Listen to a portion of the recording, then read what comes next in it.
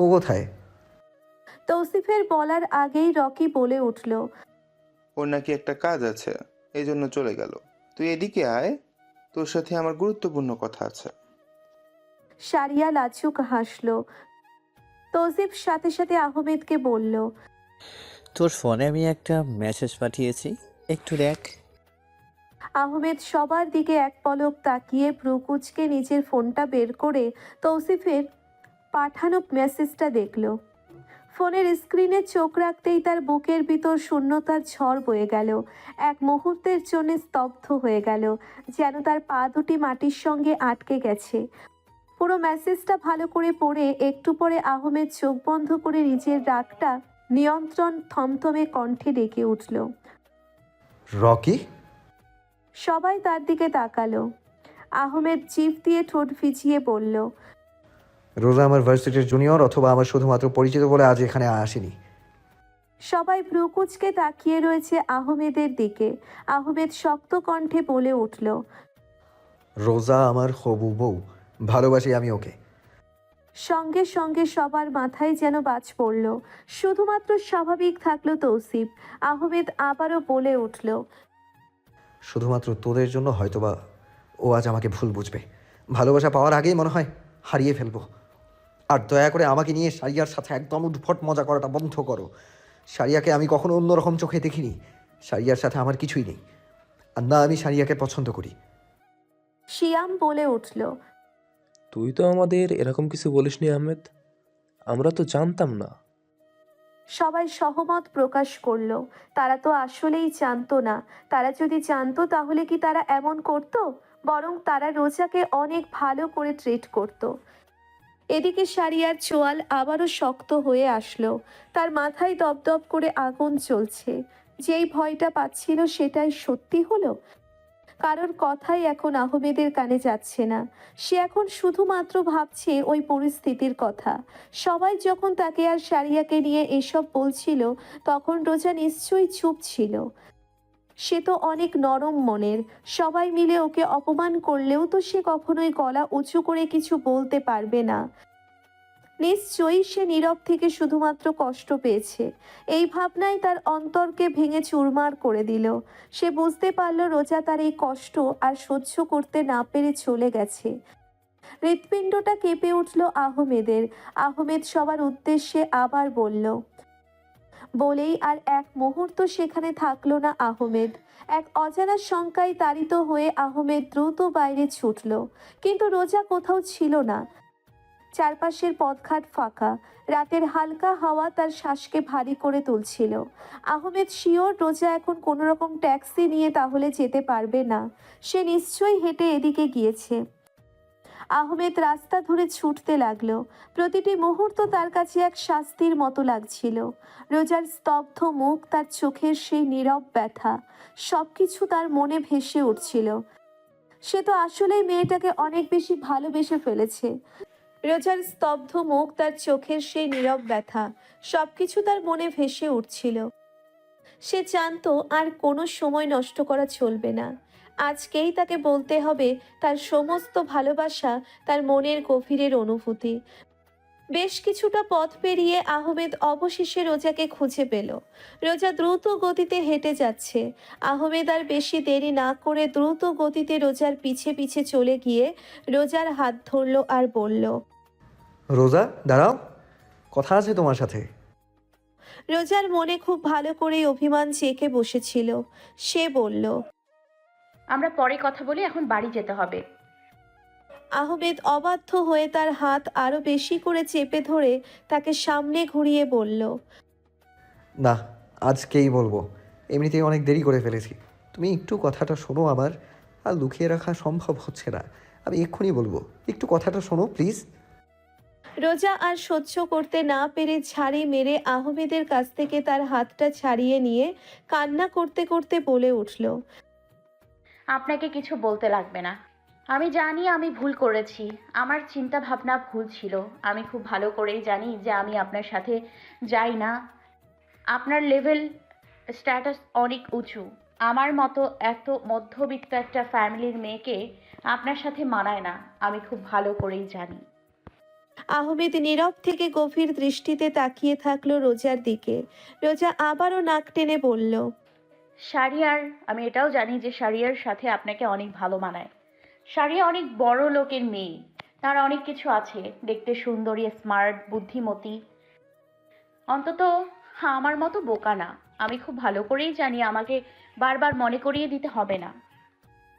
আহমেদ এখনো নিষ্পলক দৃষ্টিতে তাকিয়ে রয়েছে রোজার দিকে। তার প্রিয়তমা কত সহজ সরল মনে গড়গড় করে সবকিছু বলে দিচ্ছে তাকে। আবার চোখ ঘষতে ঘষতে একদম লাল বানিয়ে ফেলেছে মেয়েটা। শুধুমাত্র চোখ নয়, কাঁদতে কাঁদতে পুরো মুখ লাল হয়ে গিয়েছে। ফর্সা ত্বকে লাল আভাটা একদম ফুটে উঠেছে। আহমেদের ইচ্ছে করলো একটু ছুঁয়ে দিতে, একটু ভালোবাসার পরশ এঁকে দিতে, কিন্তু এখন সেই পরিস্থিতি নেই। এই কারণে নিজেকে নিয়ন্ত্রণ করলো সে। রোজার কাঁদতে কাঁদতে হেঁচকি উঠে গেছে। সে আবারও চোখ মুখ হেঁচকি তুলতে তুলতে বলল, আমি ভুল করেছি, আমার চিন্তা ভাবনা ভুল ছিল। আপনাকে আর কিছু বলা লাগবে না। আর আমি জানি আপনাদের দুজনকে অনেক ভালো মানাবে। এটাও জানি যে আপনারা made for each other. Ahmed একইভাবে তাকিয়ে থেকেই বলে উঠল। তোমার তাই মনে হয়? রোজা তড়িৎ গতিতে বলে উঠল। তাছাড়া আর কি? আহমেদ মুচকি হেসে রোজার বাহু টেনে ধরে তাকে নিজের বুকে ফেলে দিল। রোজা তাল সামলাতে পারল না। হুমড়ি খেয়ে তার ছোট্ট দেহখানা আহমেদের বুকের উপর পড়ল।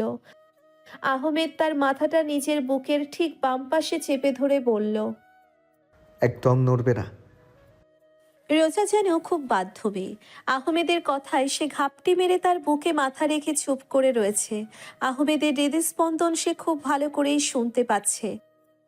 এভাবে তাকে বুকে জড়িয়ে রাখার কোনো কারণ রোজা খুঁজে পেল না। কিন্তু এভাবে থাকতে তার বেশ ভালো লাগছে। কেন যেন খুব শান্তি অনুভব হচ্ছে। মনে হচ্ছে এটাই তার নিরাপদ স্থান। বেশ কিছুক্ষণ পর আহমেদ বলে উঠল। তুমি কি কিছু বুঝতে পারছো? রোজা সেভাবেই ডানে বামে মাথা ঝাঁকালো। আহমেদ একটা ঢোক গিলে বলল, আমার হার্টবিট কতটা বেড়ে গিয়েছে তুমি বুঝতে পারছো না? রোজা তখন থেকে সেটা বুঝতে পারছিল। আসলেই সে আহমেদের বুকে মাথা রেখে আহমেদের টিপ টিপ করে দ্রুত গতিতে বাড়তে থাকা হৃদস্পন্দন শুনতে পাচ্ছে। আহমেদ সিরিয়াস ভঙ্গিতে বলে উঠল, একজন স্বাভাবিক মানুষের প্রতি মিনিটে হার্টবিট 60 থেকে 100 হয়, কিন্তু আমার হার্টবিট এখন নিয়ন্ত্রণে নেই। সে এখন ছন্দ হারিয়ে দৌড়াতে শুরু করেছে। প্রতি মুহূর্তে বেড়ে যাচ্ছে। হয়তোবা এখন প্রতি মিনিটে 140 হচ্ছে। অথচ আমার কোনো হার্টের সমস্যা নেই, আর না আমি হার্টের রোগী। এরকম একটা মুহূর্তে এরকম মেডিকেল সায়েন্টিফিক টাইপ কথা শুনে রোজা ভ্রু কুঁচকে ফেলল। আহমেদ রোজাকে নিজের বুক থেকে ওঠালো। এরপরে রোজার দুই গালে হাত গলিয়ে দিয়ে তার ছোট্ট মুখখানা আলতো করে ধরে বলল, জানো কেন এমন হচ্ছে? রোজার দুদিকে মাথা নাড়ালো। সে জানে না। আহমেদ কিছুক্ষণ তাকিয়ে রইল রোজার গভীর সেই চোখ দুটোর দিকে। এখনো চোখ দুটো ভেজা ভেজা রয়েছে। বোকা মেয়েটা কতটা কান্না করেছে কে জানে। আহমেদ কিছুটা সময় নিয়ে বলল, তোমার জন্যই আমার হার্টবিট বেড়ে যাচ্ছে। রোজা চোখ পিটপিট করে তাকালো। আহমেদ আবারও বলল, অবশ্যই এটা নতুন না। প্রথম থেকেই তোমাকে দেখলে আমার নিজের হার্টের রোগী মনে হয়। একদিন তো সন্দেহবশত আমি ডাক্তার দেখাতে হসপিটালেও গিয়েছিলাম, সত্যি সত্যি আবার হার্টের সমস্যা হলো কিনা তা জানতে। রোজার এই মুহূর্তে বেশ হাসি পেল। লোকটা নিজেকে হার্টের রোগী মনে করেছিল, কিন্তু হাসল না। সে তো অভিমান করে রয়েছে। আহমেদ এক গভীর শ্বাস নিল। তার কণ্ঠে আবেগ ঝরে পড়ল। আমি আর লুকিয়ে রাখতে পারছি না। রোজা আবারও টলমল চোখে তাকালো আহমেদের দিকে। আহমেদ আরও বেশি শক্ত করে ধরল রোজার মুখখানা। এরপর একটা বড় শ্বাস নিয়ে বলে উঠল, আমি তোমায় ভালোবাসি রোজা, খুব ভালোবাসি তোমায়। রোজা প্রতিক্রিয়া দিতে ভুলে গেল। শুধু তার মস্তিষ্কের নিউরনে এখনো বাড়ি খাচ্ছে আহমেদের এই ন্যানো সেকেন্ড আগে বলা কথাটা। আবারও কথাটা শুনতে ইচ্ছে হলো তার। সে ভুল শুনল নাকি? রোজা অস্পষ্ট সুরে বলল, আবার বলুন। আহমেদ যেন বাধ্য ছেলে আজ। কোনো তাড়া নেই, তার প্রিয়তমা তাকে যতবার বলতে বলবে সে ততবারই বলবে। রোজার আরেকটু কাছে এগিয়ে গেল আহমেদ, আর ৩-৪ সেন্টিমিটার এগোলেই রোজার অধরের সাথে তার অধর মিলে যেতে পারবে। আহমেদকে এতটা কাছ থেকে দেখেও রোজা চোখের পলক ফেলল না, এই মুহূর্তে লজ্জাও পেল না। তাকিয়ে রইল সেই ধারালো তীরের মতো চোখ দুটোর দিকে। আহমেদ আবারও চোখে চোখ রেখে বলে উঠল, মিস আফরোজা জেরিন রোজা, আমার মায়াবতী, এই সাদ আহমেদ রহমান তোমাকে খুব বেশি ভালোবেসে ফেলেছে। তুমি তাকে পাগল বানিয়ে দিয়েছো, তুমি তাকে তোমার মায়ের সাহায্যে কালো জাদু করেছো, এতটাই পাগল বানিয়ে দিয়েছো যে সে এখন খুব তাড়াতাড়ি তোমাকে মিসেস সাদ আহমেদ রহমান বানানোর পরিকল্পনা করে ফেলেছে। রোজা স্তব্ধ হয়ে শুনছিল, তার চোখ ধীরে ধীরে পানিতে ভরে উঠল, কিন্তু সে কিছু বলছিল না। রোজার কাছে সবকিছু স্বপ্ন মনে হচ্ছিল। আহমেদ আরও কাছে এগিয়ে এলো, তার চোখে চোখ রেখে বলল, আমার সব কিছু, আমার হৃদয়, আমার দেহ মন, আমার সব অনুভূতি শুধু তোমার জন্য রোজা। তুমি কি আমার অর্ধাঙ্গিনী হবে? রোজা অবাক হয়ে তাকালো আহমেদের দিকে। কোনো রকম কথাবার্তা নেই, একদম সরাসরি বউ বানানোর কথা বলে ফেলল। রোজার চোখ থেকে দুফোঁটা জল নীরবে গড়িয়ে পড়ল। রোজা ধীরে ধীরে তার মাথা নাড়ালো। রোজার নীরব সম্মতিতে আহমেদ বিজয়ের হাসি হাসল। সে হাত বাড়িয়ে রোজার হাতটি ধরল, নরম কাঁপুনিতে ভরা সেই হাত। আজ থেকে এক মুহূর্ত তোমাকে কষ্ট পেতে দেব না। আমি তোমার পাশে থাকবো সব সময়, প্রতিটি মুহূর্তে, মৃত্যুর আগ পর্যন্ত। কিছু সময় নিয়ে আহমেদ আবার বলে উঠল, তুমি কি আমায় ভালোবাসো না? রোজার যেন মনে মনে খুব রাগ হলো। এত কিছু হলো তাও এই লোকটা বুঝতে পারল না, নিজেকে কি অবুঝ শিশু মনে করে। এসব কিছু রোজা বলতে চাইলেও আহমেদের আবেগময়ী দৃষ্টি দেখে রোজা গলে গেল। ধীর কণ্ঠে বলেই ফেলল, ও হুম, আমিও ভালোবাসি। আহমেদ শুনতে পেল, খুব ভালো করেই শুনতে পেল সে, কিন্তু অন্যদিকে তাকিয়ে একটু মুচকি হেসে সে দুষ্টুমি করে বলে উঠল, শুনতে পাইনি, আবার বলো। রোজা বেশ ভালোই বুঝলো যে সে আহমেদকে দুবার ভালোবাসি বলিয়েছে বলে তাকেও আহমেদ দুবার বলিয়ে ছাড়বে। অসভ্য লোক। রোজা এবার একটু জোরে বলে উঠল। আমিও ভালোবাসি। আহমেদ চোখ বড় করে বলল, সে কি বলে কি এই মেয়ে? সত্যি নাকি? আমি তো জানতামই না। একসাথে হেসে উঠল দুজনে। আহমেদ রোজার হাত ধরে তাকে টেনে নিয়ে জড়িয়ে ধরল। খুব আবেশে রোজার ঘাড়ে মুখ ডুবিয়ে তার চুলের ঘ্রাণ নিতে থাকলো। রোজার চোখে মেঘ কেটে যেন এক নতুন আলো ফুটে উঠল। এত দিনের চেপে রাখা ভালোবাসা, অব্যক্ত যন্ত্রণা যেন সেই মুহূর্তে ধুয়ে মুছে গেল। আহমেদের পিঠ চেপে ধরে যথাসম্ভব তাকে আগলে রাখল। আহমেদ তার মুখের দিকে তাকিয়ে মৃদু হাসল, আর রোজার ঠোঁটেও ধীরে ধীরে হাসির আভা ফুটে উঠল।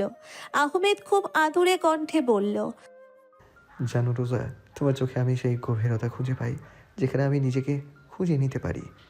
তুমি আমার শান্তি, আমার কষ্টের অবসান, আর আমার প্রতিটি খুশির কারণ। তুমি আমার শ্বাসের প্রতিটি ছন্দ, আমার হৃদয়ের প্রতিটি শব্দ। তোমায় ভালোবাসা মানে প্রতিটি দিন নতুন করে বেঁচে থাকা। বলেই আহমেদ রোজার কপালে দীর্ঘ সময় নিয়ে একটা চুমু খেলো। রোজা আবেশে চোখ দুটো বন্ধ করে ফেলল।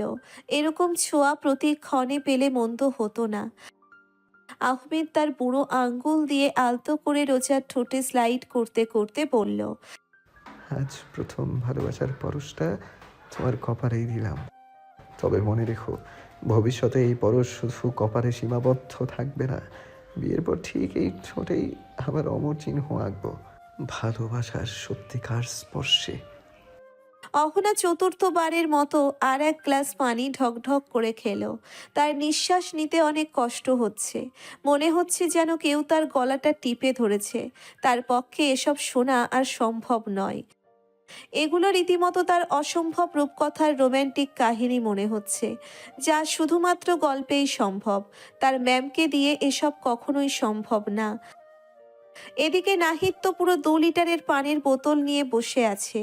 যে কোনো মুহূর্তে তার আবারও গলা শুকিয়ে কাঠ হয়ে যেতে পারে। একটু আগে সে 1 লিটারের বোতল এনেছিল পানি খাওয়ার জন্য। সেই পানি দিয়ে সে কুলাতে পারেনি দেখে 2 লিটারের বোতল নিয়ে বসে রয়েছে এখন। নোরা তো রীতিমতো একটু আগে পপকর্নের প্যাকেট এনে বসে বসে খাচ্ছে আর গল্প শুনছে। তার কাছে মোটেই এগুলো বিস্ময়কর মনে হচ্ছে না। হবে নাই বা কেন? সে তো আর রোজাকে বেশি দিন দেখেনি, শুধুমাত্র কদিন রোজার কঠিন ব্যক্তিত্ব, রাগী চেহারা দেখেছে। এজন্য এসব গল্প তার কাছে তেমন অদ্ভুত ঠেকছে না। সে মনের সুখেতে পপকর্ন চিবোতে চিবোতে রাজিয়া রহমানের মুখের দিকে তাকিয়ে গল্প শুনছে। রিয়াদ তখন থেকেই তবদা খেয়ে বসে আছে। এগুলো কি শুনল সে?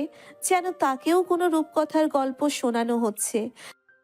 নোরা বাদে সবাই রাজিয়া রহমানের দিকে এমনভাবে তাকিয়ে রয়েছে যেন তাদেরকে পৃথিবীর অষ্টম আশ্চর্যের কথা বলা হয়েছে।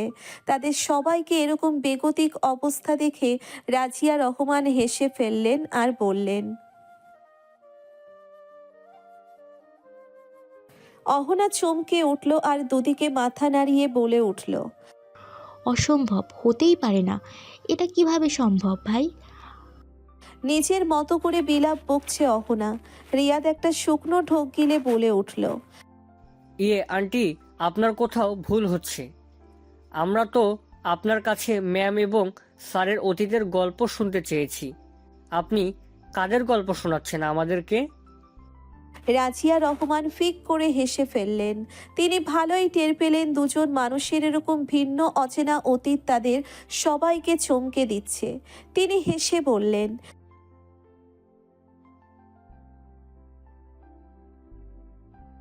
নাহিদ তড়িৎ গতিতে মাথা দুদিকে নাড়িয়ে বলল। না না না না না, এটা হতে পারে না। আমাদের ম্যামের মনে তো ভালোবাসা দূরের কথা, সামান্য অনুভূতিটুকু নেই। অহনা এবার ক্লান্ত দৃষ্টিতে বলল। আমাদের ম্যাম তো পাথরের মতন শক্ত আন্টি। ম্যামের মতন রসকসহীন, আনরোম্যান্টিক, অনুভূতিহীন, এরকম কঠিন ব্যক্তির মেয়ে আমি আগে কখনোই দেখিনি। আর আপনি কি না এসব? ম্যাম এমন ছিল, এতটা আবেগী ছিল, এতটা সেন্সিটিভ ছিল, এতটা ভালোবাসায় লোভী ছিল? এটাও সম্ভব? রাজিয়া রহমান দীর্ঘশ্বাস ফেলে বললেন।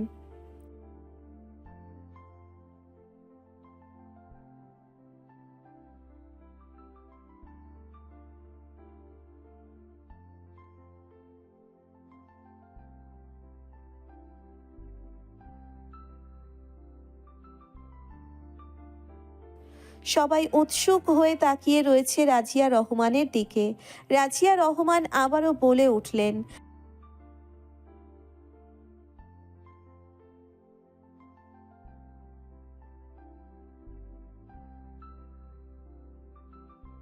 নোরা বিজ্ঞের মতো মাথা নাড়িয়ে বলল। আমি সহমত। এই বিষয়টা একটু বিশ্বাস করা যায়, কারণ আমি একটা বিষয় খেয়াল করে দেখেছি। ম্যাম কেন জানি স্যারের আশেপাশে বেশিক্ষণ থাকতে পারে না। বেশিক্ষণ থাকলে ম্যামের মাঝে মাঝে নার্ভাস হয়ে যায়, কথা গুলিয়ে ফেলে, তখন নিজের ব্যক্তিত্ব বজায় রাখার জন্য এড়িয়ে যায়। সেই কঠিন ব্যক্তিত্বটা একটু হলেও নড়বড়ে হয়ে যায়। তখন কেন জানি মনে হয় ম্যাম শক্ত হয়ে থাকার অভিনয় করছে। রাজিয়া রহমান বললেন।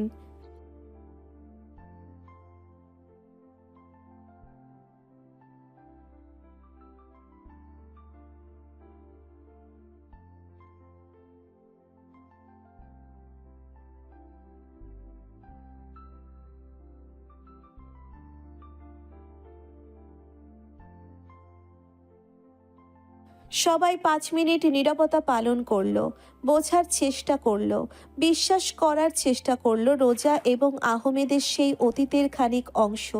কিছুক্ষণ পার হলে অহনা বলে উঠল। আচ্ছা মানলাম, কষ্ট করে বিশ্বাসও করলাম আন্টি। তারপর কি হয়েছে বলুন? আমরা এখন ম্যাম আর স্যারের প্রেমের কাহিনী আর শুনবো না। এই কাহিনী কখনোই আমার পেটে হজম হবে না। ম্যামের এই ভিন্ন রূপ আমি কখনোই দেখিনি। হাতটা কাঁপছে আমার। আপনি অন্যদিকে চলুন আন্টি। এবার বলুন যে ফ্ল্যাটার কীভাবে ধরলো, কিভাবে স্যার এবং ম্যাম আলাদা হয়ে গেল, হয়েছিলটা কি? রাজিয়া রহমান এবার তার চোখ মুখ শক্ত করলেন আর অস্ফুট স্বরে বললেন। চমকে উঠল ঘরে থাকা সবাই। নোরা পপকর্ন খাওয়া থামিয়ে দিল। অহনা, রিয়াদ, নাহিদ তিনজনই চোখ বড় করে তাকালো। রাজিয়া রহমানের দিকে তাকিয়ে অহনা বলে উঠল, সেই জাভেদ রায়হান খান যাকে ম্যাম 3 বছর ধরে তন্ন তন্ন খুঁজে বেড়াচ্ছে। রাজিয়া রহমান উপর নিচ মাথায় নাড়লেন, এরপর তীক্ষ্ণ কণ্ঠে বললেন,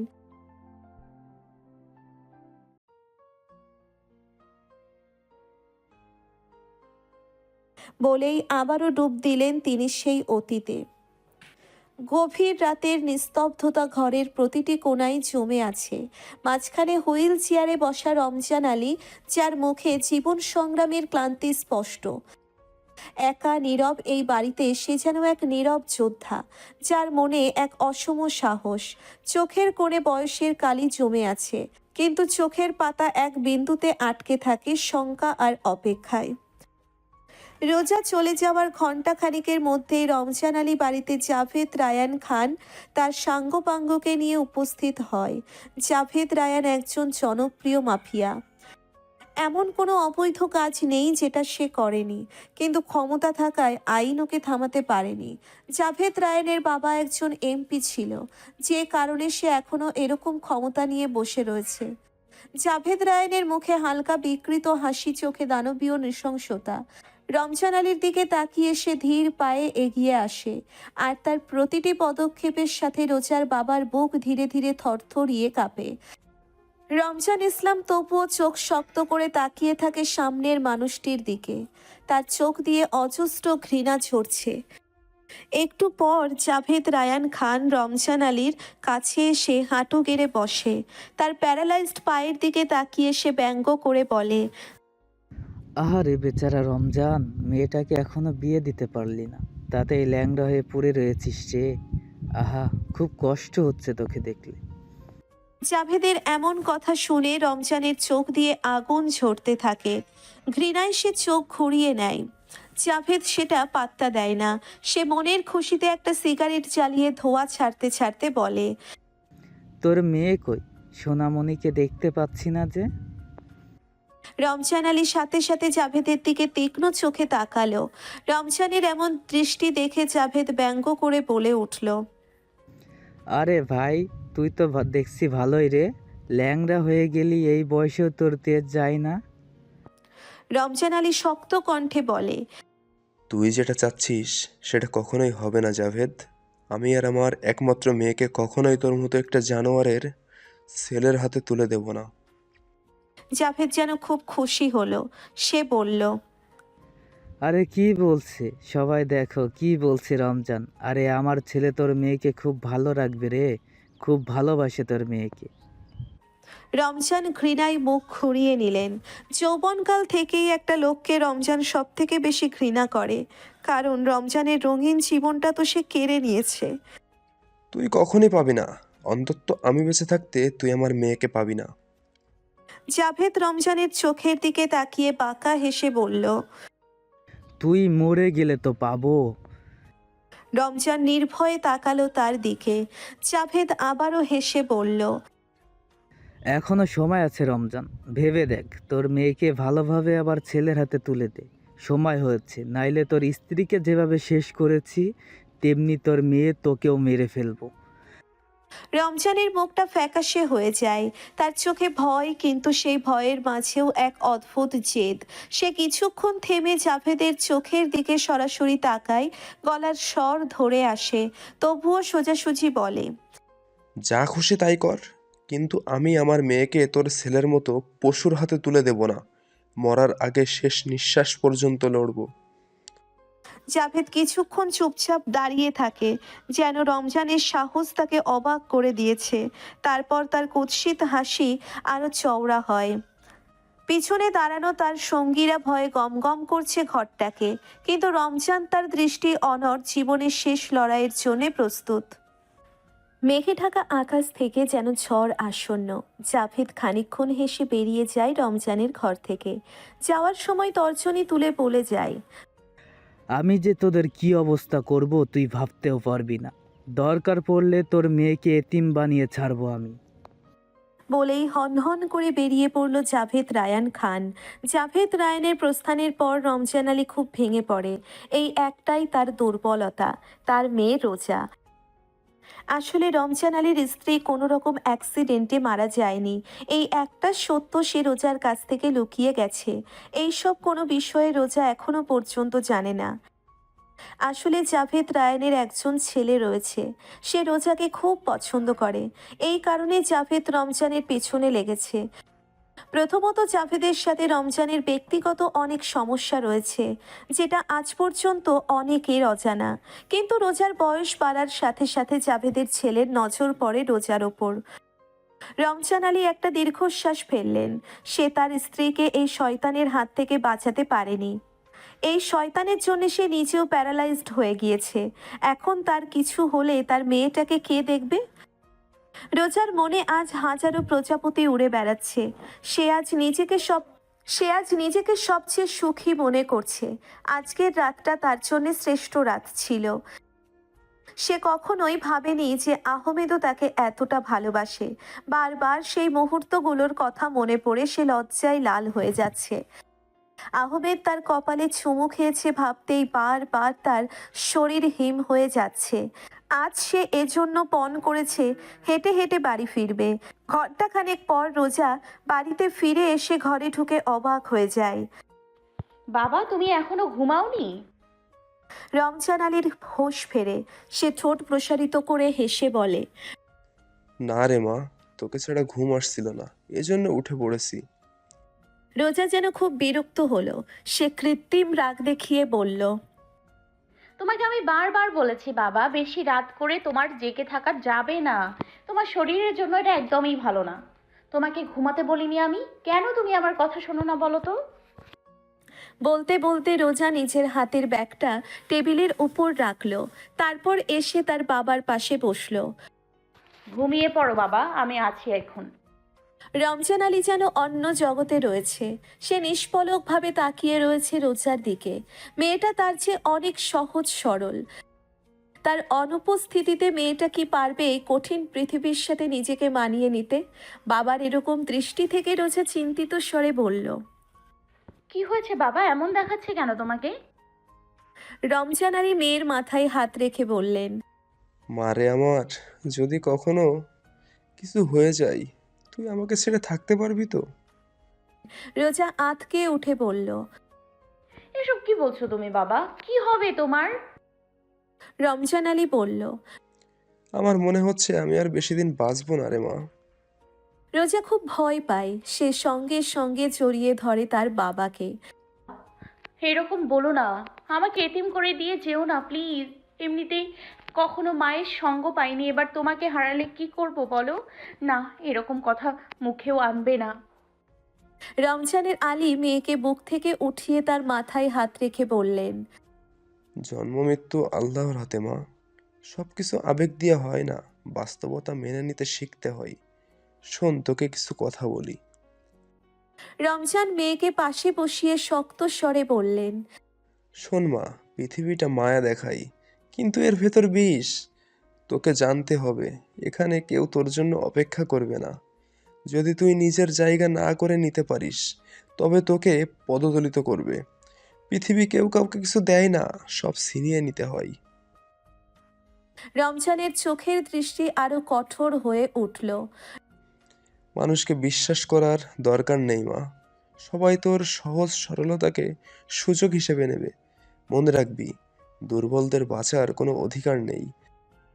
যে শক্তিশালী সেই টিকে থাকবে। কারো প্রতি প্রয়োজনের বেশি দয়া দেখাতে যাস না। তুই যদি দয়া করিস, তোর বিনাশ নিশ্চিত। রোজা মনোযোগ দিয়ে শুনছে তার বাবার কথা। সে বেশ ভালো করে বুঝতে পারছে যে তার বাবা তার ভবিষ্যৎ জীবনের জন্য তাকে তৈরি করার চেষ্টা করছে। রমজানের কণ্ঠ এবার আরো গাঢ় হলো, যেন তিনি মাটির গভীর থেকে কথা বলছেন।